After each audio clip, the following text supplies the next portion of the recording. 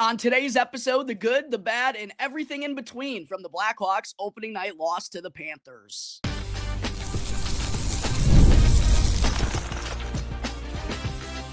You're Locked On Blackhawks, your daily podcast on the Chicago Blackhawks, part of the Locked On Podcast Network, your team every day. Welcome on into another episode of Locked On Blackhawks, part of the Locked On Podcast Network, your team every day. As always, I'm your host, Jack Bushman. You can find me on X at Jack Bushman too, but make sure to check out my Strictly Blackhawks account at Talkin' Hockey to get all of the latest Blackhawks news and updates. Real quick as well, I got to let you all know that today's episode is sponsored by FanDuel. Go and download the FanDuel app now or check out FanDuel.com to get $300 worth of bonus bets when your first $5 bet wins. All right, Blackhawks fans, happy Wednesday. Segment 1 here today. 3-2 loss for the Blackhawks last night on opening night against the Panthers at Amerant Bank Arena. There were lots of highs and lows, peaks and valleys throughout the way, and honestly, I'm a little conflicted in how to feel about it because on one hand, given that it was against the two-time defending Stanley Cup champions in their own arena on a banner-raising ceremony with a raucous crowd in attendance, I think considering all of that, the Blackhawks did put up a somewhat respectable fight. However, there's also no denying that this game definitely could have been more lopsided than what the final score showed, but Spencer Knight stood on his head in his homecoming in Sunrise to keep the Blackhawks alive up until the very end. But I do still think, there were some promising takeaways and some good flashes from a few key young players in this roller coaster ride of the game. And we saw that early on in the first period with my boy, Frank the Tank Nazar. Shame on me being such a big Frank Nazar stan, not having money on Nazar score the opening goal of the game. I posted on X on my Strictly Blackhawks account, Talkin' Hockey, who was going to score the opening goal of the 25-26 season, and the majority, the most popular answer was undoubtedly Nazar. I saw one of my followers on there cashed in for like a $2,000 night or something, having Nazar to score the first goal and then Nazar anytime goal as well. But what a start for Frank, picking up where he left off in the preseason to put the Blackhawks ahead 1-0. Got us all a little bit juiced up early in this game, but then the Panthers roared back in a major way. It was like after that Nazar goal, they remembered who they were. And quite honestly, to some of my Cubs fans who are tuning into today's episode, this first period felt pretty similar to what's transpired in the opening 2 games of the Cubs in the Milwaukee Brewers series. Good stuff from the Cubs right out of the gate, only for the Brewers to respond in a major way. That's exactly what the Panthers did last night following Frank Nazar's goal, and they absolutely dominated the majority of the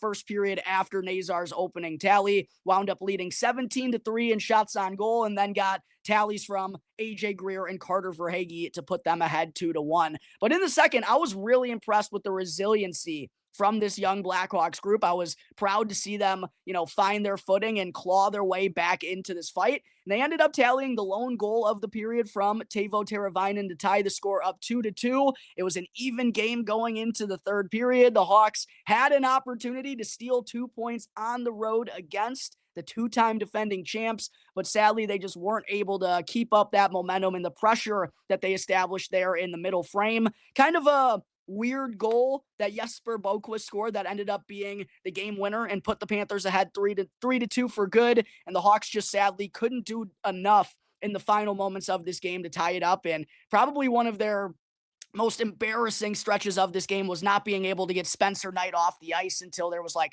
57 seconds left in the game. I don't know what was happening in that minute stretch once the clock got under 2 minutes, but the Blackhawks, it was like they completely forgot how to play hockey and didn't understand the situation or the circumstance whatsoever. I know that's going to happen every now and then for a young team, but in that type of moment, I just thought it was a complete brain fart. Winds up being a 3-2 loss for the Blackhawks. But like I said, there were a lot of promising takeaways from a handful of key players that I definitely wanted to talk through here on the show. I just referenced Frank Nazar's opening goal of the game? Well, it was a 2-point night for Nazar as well, as he ended up tallying a primary assist on Teuvo Teravainen's game-tying goal in the second period. And altogether, this second line, even though analytically they weren't the best according to Natural Stat Trick, they still, obviously generated both goals for the Blackhawks, and I thought made some really excellent plays in transition, which with all the speed the Blackhawks have is going to be a huge factor for them in scoring goals here this year. They have a lot of pace that they can play with. They got to execute well in transition.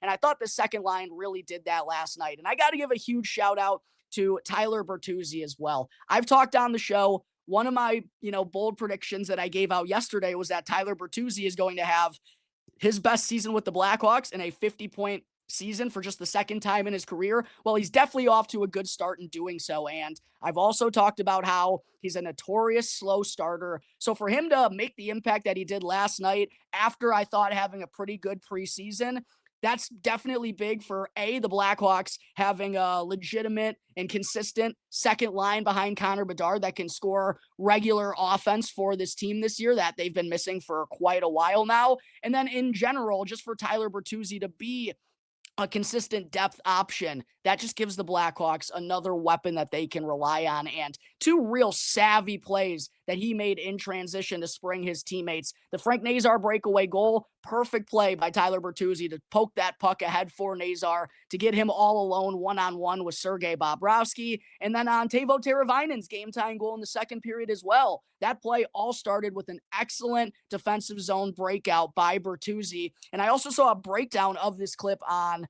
X shared this morning as well. Great recognition by the Blackhawks that Florida had three forwards down low on their forecheck, and they also had their left-handed defenseman jump up in the play to try to keep the puck in at the blue line. Bertuzzi recognizes that and does a nice little spinning feed to Spring, Nazar, and Teravainen for that 2-on-1. Doesn't happen without Tyler Bertuzzi. I thought he was excellent in his season debut last night, along with Frank Nazar and Teuvo Teravainen. 2-point games for all three of them to register both goals on the evening for the Blackhawks. Got to talk a little bit more about Spencer Knight as well, Blackhawks fans, because like I said off the jump, the Blackhawks would not have been alive up until the final moments had it not been for Knight's stellar performance. I thought he was the best player on the ice for both sides. Nazar, Teravainen, and Bertuzzi were the three best skaters for the Blackhawks in this game, but for both teams, I thought Spencer Knight was the best player. Stopped 34 of the 37 shots that he faced on the game, and the Panthers had a lot of high danger opportunities in this one. 18 high danger chances in all situations. Far too much. Blackhawks cannot be allowing that number on a regular basis. Hopefully they won't be when they're, not going up against one of the top teams in the NHL. But I just thought Knight looked really athletic in the crease, was moving post to post very nicely, and altogether just stay composed in the face of a fire, right? The Panthers were throwing everything in his direction in those opening 20 minutes, and he ended up stopping 15 of the 17 shots that he faced to truly give the Blackhawks a chance to compose themselves and settle into this game in the middle frame. They did. They ended up tying the score 2-2, and they had a chance to come away with 2 points up until the very end because of Spencer Knight. And we know it's going to be a very young blue line for the Blackhawks this season. There's going to be mistakes. There's going to be learning curves. But if Knight can have these types of performances, hopefully he won't have to, stop as much rubber as he did in this one. But if he can just keep the Blackhawks alive in games, they're going to have a chance to win more here this season than they have in the past, because Knight just has that ability to go and steal one for you in between the pipes. We saw it a couple of times late last year at the start of his Blackhawks tenure, and we definitely saw it last night in his first game against the Florida Panthers since being traded. Definitely felt like Knight had a little bit of a chip on his shoulder coming back to his old stomping grounds, and I'm sure, internally wanted to send a little bit of a message to the Panthers organization that, hey, I get, they needed Seth Jones to go and win that second Stanley Cup, but for a player you obviously want to leave a lasting impression on the team that traded you to maybe get them to think that they might regret this one in a couple of years down the road. Really savvy start to the season for Spencer Knight. Obviously, he's still a young goaltender in and alone himself, 24 years old. So consistency, I'm sure that's going to be something he's dealing with throughout the course of the season, as well as this young Blackhawks blue line. But if he can have these types of performances, the Blackhawks are going to be able to hang around in more games. Connor Bedard didn't find the stat sheet last night, but I do think he was very noticeable when the puck was on his stick. His first shot of the season beat Sergei Bobrovsky, but just rang off the crossbar. Absolute rifle from Bedard. His best moment of the night probably came in transition when he blew by former Hawks defenseman Seth Jones one-on-one and got a quality opportunity away on Bobrovsky that unfortunately the Panthers goaltender just ended up stopping. And that was kind of the case all night long for Bedard. The goalpost and Bobrovsky just seemed to have his number, but he led the Blackhawks in shot attempts, led the Blackhawks in individual scoring chances, despite not finding a way on the stat sheet. I thought it was a pretty good start to the year for Bedard. Definitely looks faster out there on his skates. Just didn't really get a lot of help from his line mates, I thought, last night, which I'll be talking about more here in segment 2. And then I do want to just highlight the second period a little bit more because, as I mentioned, it was the best frame of the night undoubtedly for the Blackhawks and showed that even as young as they are, they're capable of hanging with the best teams in the NHL. They just got to try to do it a little bit more consistently if possible. The Hawks led 20-14 in shot attempts, 11-9 in shots on goal, and 9-5 in scoring chances in all situations in the middle frame, according to Natural Stat Trick. Definitely the best period of the game for the Blackhawks. Unfortunately, they just weren't able to keep that momentum going in the final frame and ended up falling 3-2 to the Florida Panthers. That takes care of all the good and the best players for the Blackhawks on opening night in Sunrise. Coming up in just a moment here, Blackhawks fans, I'll talk through the not so great takeaways from the opening night.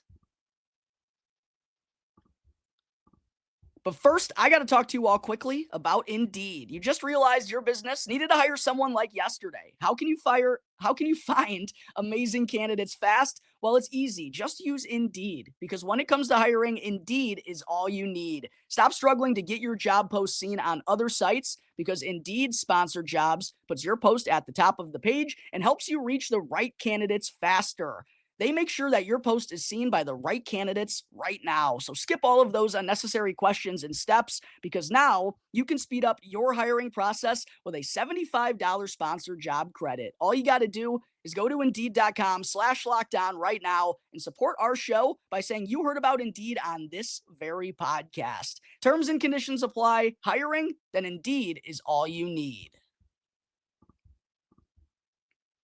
Real quick, just a reminder to please go in, smash that like button, and subscribe to Locked On Blackhawks on YouTube if you haven't done so already. Thank you very much out there for the support. Segment 2 here on today's show. Got to get into the not-so-great takeaways and some of the biggest strugglers from the Blackhawks season opener last night against the Panthers. First, I got to talk about the first and third periods, because as great as the second was for the Blackhawks, the first and thirds were just as bad. And, the first period, I can kind of understand the Panthers roar back after Nazar scores the opening goal of the game. Seemed like the Blackhawks got a little bit too eager and a little bit too overly excited after scoring that first goal. The Panthers went on to dominate the final, 14, 15 minutes of that frame. I can kind of live with that one, considering the energy and the atmosphere early on in the building. But the Blackhawks roared back in a big way in the second period to get themselves right back into it. The third period is the one that kind of frustrates me the most. But altogether in those two frames, Florida led combined 55-30 in shots attempts, 28-8 in shots on goal, 33-12 in scoring chances, and 15-3 in high danger chances. So again, definitely outlines the capability of this game not being as close as the final score suggests, and also goes to show, the work that the Blackhawks have to do to put together a consistent 60-minute hockey game, and just some of the inconsistencies that they're going to deal with as the second or third youngest team in the entire NHL this season, and probably the youngest blue line. But at the same point in time, I don't want to overreact too much, because it's only the opening game of the season. There's obviously going to be some learning curves and everything that comes with it under the new head coach Jeff Blashill and his new systems, his first game behind the Blackhawks bench. And like I've already talked about, it came against the two-time defending Stanley Cup champions in their own building on a banner-raising ceremony night. So I don't want to knock on the Blackhawks too hard, but I do wish they came with a little bit better of a fight in the third period. But that's something the best teams in the NHL do, and Florida is expected to be one of them, even without Matthew Tkachuk and Alexander Barkov. I mentioned Connor Bedard. He looked the part in his opening game of the season. The same could not be said for his two line mates. Ryan Donato and Andre Burakovsky were not very effective along with Bedard in the opening 40 minutes, which led to Blashill making a change on the top line for that third period. Ilya Mikheyev was bumped up there while Ryan Donato went down to a line with Jason Dickinson and Colton Dach. Altogether, though, Andre Burakovsky, I didn't really like what I saw from him in the preseason. I did not like what I saw from him last night. I just don't know if he's going to be, again, I don't want to overreact here to just one game, but I do have some concerns about his ability to play on the top line along with Bedard. Obviously, he's coming into a new team with new line mates. It's going to take some time to get him established, but I just really haven't seen anything extraordinary out of Burakovsky in his, 3 or 4 preseason games that he got, as well as the season opener last night. He finished without a shot on goal and only had one individual scoring chance in nearly 16 minutes of ice time. If you go and look at the box score, it was pretty much goose eggs all across the board. And then for Ryan Donato, not the start you wanted for the Blackhawks leading goal scorer last year. Only had one shot on goal himself in 16 minutes exactly of ice time last night. I do think in the final stretches, he moved the puck better with Jason Dickinson and Colton Dach. He actually tied Bedard for the team lead in shot attempts last night with 6, but was also on the ice for a flurry of shots on goal against from the Florida Panthers. So just didn't really click last night for that Blackhawks top line. But already Jeff Blashill hitting the blender a little bit with his with that forward trio, just because Connor Bedard clearly was on top of his game while Ryan Donato and Andre Burakovsky weren't. Bedard is going to need more help from his line mates to really take that next step in his third NHL season, and hopefully Donato and Burakovsky can bounce back on Thursday against the Boston Bruins. And then getting to the defensemen, I thought the young defensemen really struggled. They each had their moments of struggles last night. Artem Levshinov, though, my oh my, was that first period horrible. I mean, it wasn't a good preseason, wasn't a very good camp for Levshinov. Did finish better than he started in order to secure that NHL roster spot. But if you've been listening to the show for the last 3 weeks or month now, I've talked about how Artie and just the structure and the giveaways, like he still has a ways to go to be, I think, just competent enough to really handle a second pairing role in the NHL right here, right now. It was nice to see Levshinov respond nicely there down the stretch. He and Kaiser had some really good shifts in the offensive zone there late in the second period. But I still didn't think it was a very good debut from Levshinov. Like every time the puck was on his stick, something bad seemed to happen for the most part. And there were a couple of plays in transition where he absolutely just got blown by, just looked really raw and kind of got exposed against one of the top teams in the NHL last night in Florida. And it honestly felt like Levshinov had more than the four giveaways that he was credited with in the box score. Very curious to see how he's going to respond in these next string of games against some lesser opponents compared to the Florida Panthers here last night. Ethan Del Mastro, didn't think it was a very good season opener for him whatsoever. Was caught in no man's land a couple of times in transition, giving the Panthers an odd man rush, and just not good overall recognition of where he was on the ice or where the Panthers skaters were at coming into the offensive zone with speed. I thought an example of that was on Jesper Boquist's game-winning goal. Both Murphy and Del Mastro lost foot races in the defensive zone there. Mackie Samoskevich wins the foot race over Murphy to get to that loose puck. His backhand feed kind of gets knocked up into the air. Jesper Boquist gets behind Ethan Del Mastro and is able to knock it by Spencer Knight. That winds up being the game-winning goal for the Panthers. And then altogether, Del Mastro was on the ice for 2 of the 3 Panthers goals. Still a little confused why it wasn't Nolan Allen up in the Blackhawks lineup last night, because it wasn't a good preseason whatsoever from EDM. We'll see if he's going to go back down to Rockford if Alex Vlasic is able to return on Thursday against the Bruins, and I have a feeling that's probably going to be the case. Sam Rinzel led all Blackhawks skaters with 25 minutes of time on ice last night, which is great that he showed that, he's able to work that type of opportunity right from the jump. However, there were definitely some hiccups for Rinzel on the defensive side of things. Led the Blackhawks with 5 giveaways in this game. Did do some good things in the offensive zone, as he usually does, but I think it's clear that Rinzel needs a true defensive anchor along with him right now, and that will be Alex Vlasic whenever he's fully healthy. Matt Grzelcyk, I just do not think fits that role whatsoever, and it was actually an okay game, I thought, altogether from Grzelcyk, aside from getting absolutely torched by Sam Reinhart on a one-on-one in the D zone. Love to see Vlasic, like I said, be able to handle that workload right from the jump. But I thought it was a shaky night for he and all the young Blackhawks defensemen. Aside from maybe Wyatt Kaiser, I thought it was a really strong game from Kaiser personally. And he kind of held things down on the second pairing while Artie was shaky as all can be. And then last but certainly not least, definitely want to talk about the face-off dot for the Blackhawks. And this is going to be a fascinating talking point all year long with Bedard and Nazar. Nazar's 21, Bedard's 20.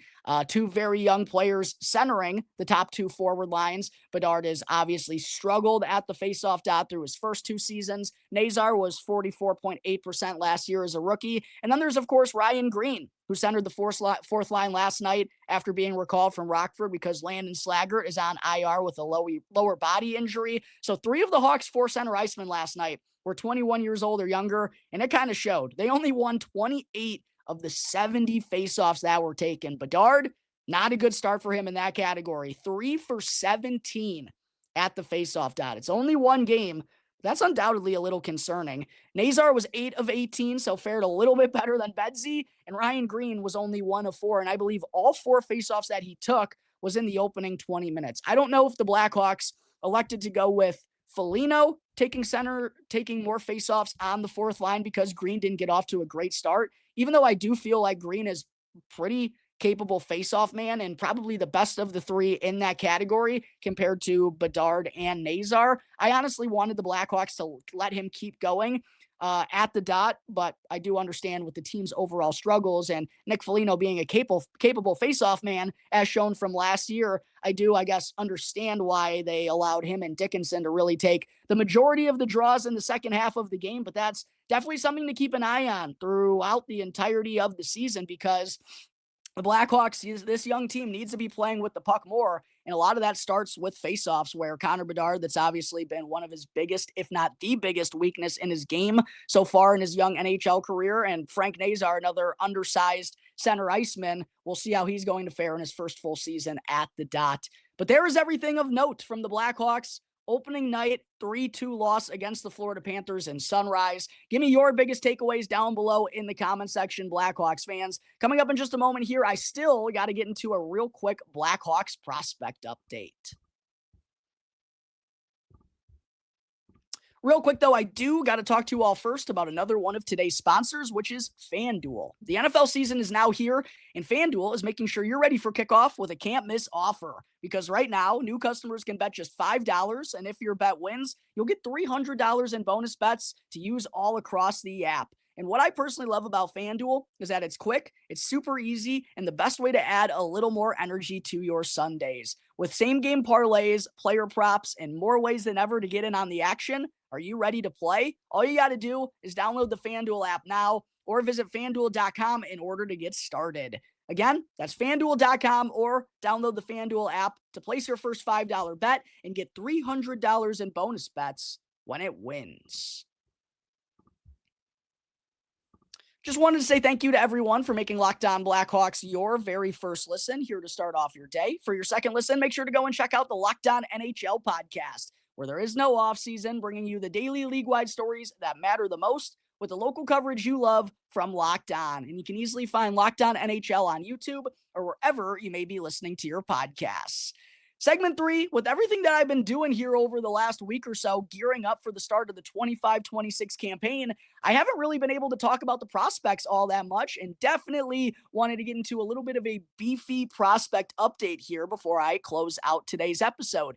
First and foremost, got to start with the 3rd overall pick in the 2025 NHL draft, Anton Frondell. What a past week it's been for Frondell, scoring the Michigan goal, taking the internet by storm, and then perhaps following that up with an even better performance in his next game, becoming the second youngest player to ever record a hat trick in SHL history, still only 18 years old and just turned 18 back in May. And to everyone who was a little concerned about Frondell going to the SHL instead of coming to the National League, and also his role for Djurgården right in the start of the season, I said, we got to be a little patient. We got to give this young kid some time, and look what's transpired. Frondell now has 8 points through his opening 9 games of the season, 6 goals and 2 assists. Him and Victor Eklund, by the way, were both bumped up to Djurgården's second line in that game that Frondell recorded a hat trick in. Have a pretty good feeling he's going to be there for the next couple of games